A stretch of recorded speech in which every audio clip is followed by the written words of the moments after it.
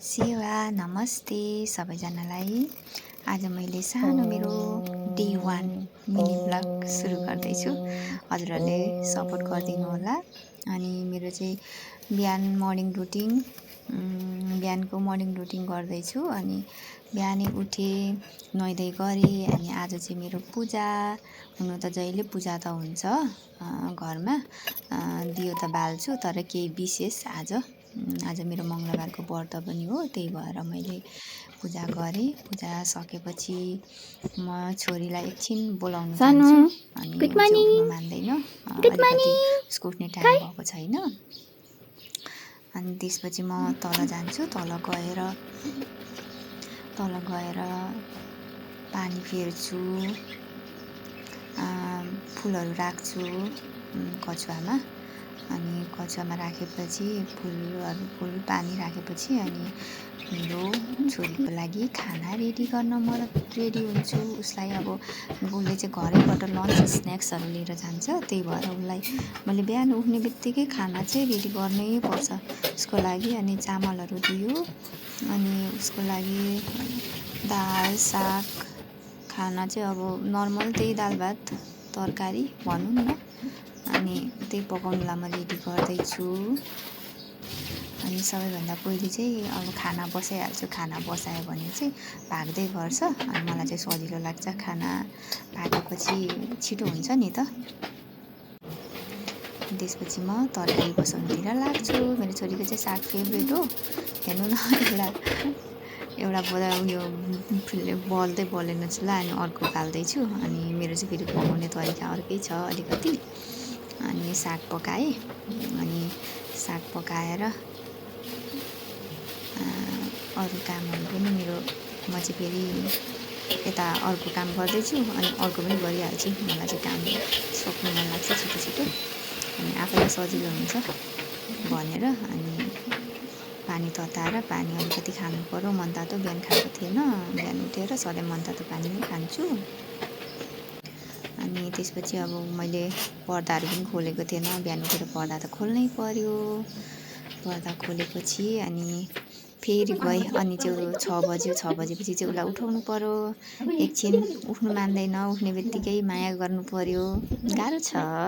हजुरहरूको पनि त्यस्तै त होला नि। बिहान उठेपछि हाम्रो चाहिँ यस्तै हुन्छ। अनि माया गरेर उठायो, अनि उसलाई माया गरेर उठायो भने, मर्निङ माया गरेर उठायो भने मात्रै उठ्छ, नभए फेरि ऊ गुर्काउनु थाल्छ। अनि हेर्नु न मेरो छोरीको नक्कल।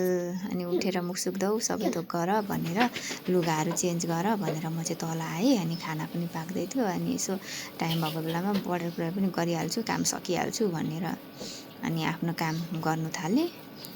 अनि काम गरेपछि यताउता गरौँ। अनि फेरि बढार कुरार गरेँ सबै। हिजो नानीले छाता ओढेर आएको थियो बेलुका, अनि भित्र राखेको थियो। फेरि बाहिर हावाले उडाएर लगिदिन्छ कि। पानी परेकै छ नि त। हजुरहरूकोतिर पनि त्यस्तै होला नि। हाम्रो पनि पानी परेकै छ। पानी अहिले जाँदा पनि पानी नै परिरहेको थियो। अनि हेरेँ खाना पनि पाकेछ, सब्जी पनि पाकेछ। अनि उसको लन्च बक्समा सब्जीहरू हालिदिन्छु। दाल हिजोकै अलिकति राखेको थियो, त्यही तताइदिएँ, त्यही तताएर हालिदिएँ। अनि तताइसकेपछि अनि खनाएर अनि म चाहिँ फेरि भाँडा माझिहाल्छु। फेरि थुप्रै गर्छ नि त। थुप्रै गरेपछि पछि आफैले गर्नुपर्ने हो। त्यही भएर अनि माझमुझ गरेर राखिहाल्छु। त्यसो गरेर पनि आफूलाई पनि सजिलो हुन्छ। अनि सिन हेर्दा पनि आनन्द लाग्छ सफा भयो भने। यति भाँडाकुँडा लाग्यो भने आफैलाई हेरेर दिक्क लागेर आउँछ। त्यही भएर अनि भाँडाकुँडा माझिहाल्छु, अनि राखिहाल्छु। त्यसो गरेर पनि आफ्नै काम कम हुन्छ नि त, गर्छ नि त। अनि उसको लन्च बक्स रेडी गरिदिँदैछु। त्यति सकेपछि मेरो माछालाई पनि खानु दिनु पर्यो। माछालाई खानेकुरा दिएपछि अनि छोरी उठ्यो कि उठेन, के गर्दैछ भनेर गएँ। अनि ऊ ओछ्यान मिलाउँदै रहेछ। अनि ओछ्यान मिलाइसकेपछि अनि ओछ्यान मिलाउँदैछु मामु भर्खर, अनि मात्रै गर्छु, लुगाहरू लाउँछु भन्यो। ठिकै छ नि त भने। अनि उसले ओछ्यानहरू मिलायो अनि म पनि यताउता गर्नु थालेँ, यताको रुमहरू मिलाउनु थालेँ। उसले बेड मिलाइहाल्यो। अनि त्यसपछि एकछिन तल जानु पर्यो, पात झर्छ अनि त्यो पात टिप्नु पर्यो भनेको त पानी रोकेकै रहेन रहेछ। म त गर्नु छोडेर पात त्यो भरे टिप्छु पानी रोकेपछि भनेर कुदेर आयो, पानीले भिजिगएँ। अनि बरु माथिकै काम गर्छु भनेर गर्नु थालेँ। अनि छोरी पनि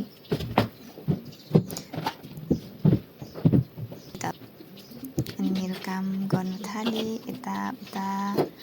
अनि छोरी चाहिँ उता लुगा लाउँदै थियो, म चाहिँ यताउता सामानहरू मिलाउँदै थिएँ। त्यस्तै त हो नि, मेसी हुन्छ। आज मिलायो भोलि उस्तै नै हुन्छ र पनि मिलाउनु त छोड्नु भएन। अनि कपाल कोरिदिनु मामु भन्दै आयो।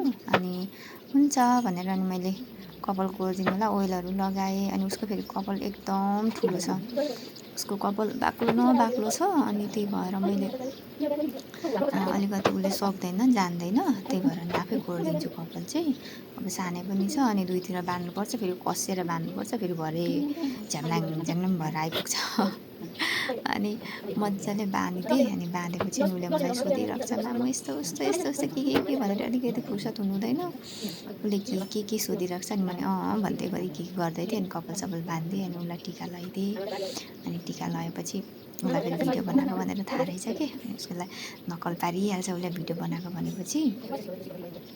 अनि गरिदिएपछि चाहिँ अनि म तल झरेँ। तल झरेर अनि स्याउ काट्नुलाई मैले धुँदै गरेँ। धुएपछि अनि धुँदै गरेर काटेर अनि उसलाई स्न्याक्स पनि आज यही हालिदिन्छु भनेर अनि यही हालिदिएँ मैले। अनि काटकुट गरेर स्न्याक्स हालिदिन्छु, ठिकै छ। अब उसलाई फेरि उसको फेभरेटमा पर्छ एप्पल चाहिँ। अनि त्यही भएर मैले काटकुट गरेर हालिदिएँ। अनि उसको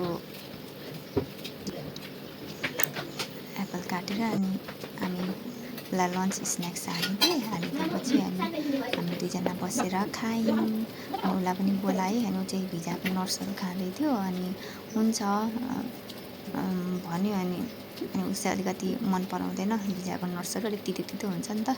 मैले चाहिँ खाइसकेँ। अनि उसलाई राखिदिएको थिएँ। अनि फकाउँदै खाऊ भन्दै अनि गर्दै थिएँ। अनि स्याउ एप्पल पनि खाऊ भनेको। अनि एकछिनमा खान्छु मामु यो खाइसकेर भन्यो। अनि हुन्छ भन्यो। अनि मैले पनि खाएर अनि म चाहिँ लन्च स्न्याक्स रेडी गर्नुलाई मतलब रेडी भइसकेको लिनु गएर ल्याएर उसको ब्यागमा हालिदिएँ।